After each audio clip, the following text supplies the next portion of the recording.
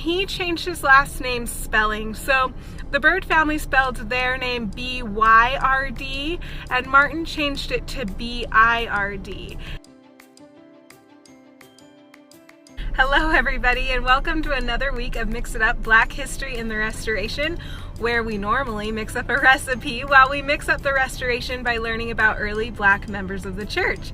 However, this week my husband is in the military and he has gone on some training, like super chill. But that also means my week gets a little bit hectic, and so you get to see me waiting to pick up some takeout. And everything else I made this week was basically melting some kind of cheese on some kind of carb. So quesadillas, macaroni and cheese, nachos, grilled cheese. So it's sad to say that maybe takeout's the most exciting thing we've had all week, and I'm sure that you can relate. So while I'm waiting, I just thought I would tell you the story of Martin Byrd. Martin was born in Mississippi, and he was born into slavery. His mom was owned by the Byrd family, and she had 4 children while she lived there. His older 2 sisters helped in the house with the mom and also in the fields, and eventually he worked in the fields. He was born in the early 1860s, which meant when he was a young child, he was emancipated. However, his mom and his family stayed working for the Byrd family because, especially in the South, even though they were emancipated, there was no place for former slaves to go. So his family was very stuck. We have no record of who his dad was. There's something saying Dr. Stark or Starks or somebody like that was his dad, but it's only written in one spot. There's no verification of that man ever living or existing. And that is another harsh reality of slavery, where we see families torn apart, records aren't kept clearly, and so unfortunately for Martin, he did not know a lot about his family.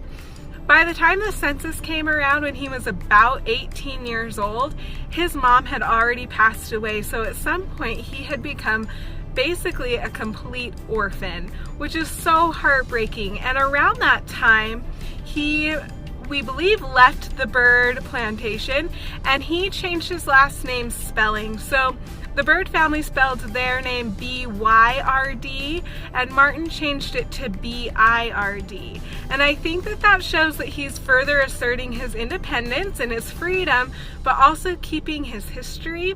And I'm sure that that's a very tricky thing for many of the slaves to have balanced, former enslaved people to have balanced and worked out at that time. And I think we still see the repercussions of that today, is like acknowledging the past while also changing and evolving and becoming better. And so we see that in Martin's story. When Martin was 23 years old, he was still living in the same county in Mississippi, and 2 missionaries from Utah came to teach him, one of whom was actually from Mill Creek. And you'll remember from past Mix It Up episodes that Mill Creek was kind of the place that most black members of the church settled and did a lot of their farming, at least in the state of Utah. And I wonder if this missionary, although he is white, and I'll post some pictures of the missionaries here, I wonder if he learned some love and compassion for African Americans by living in the Mill Creek area. It still was a time that it was very divisive, and obviously black people were not loved, not welcomed, not accepted in almost every arena. But these 2 white missionaries sought out Martin and taught him the gospel, and he was baptized. And that is where we know the end of Martin's story. We do not know when he died. We do not know if he got married and had children. And there are no church records beyond his baptismal record that say anything about him.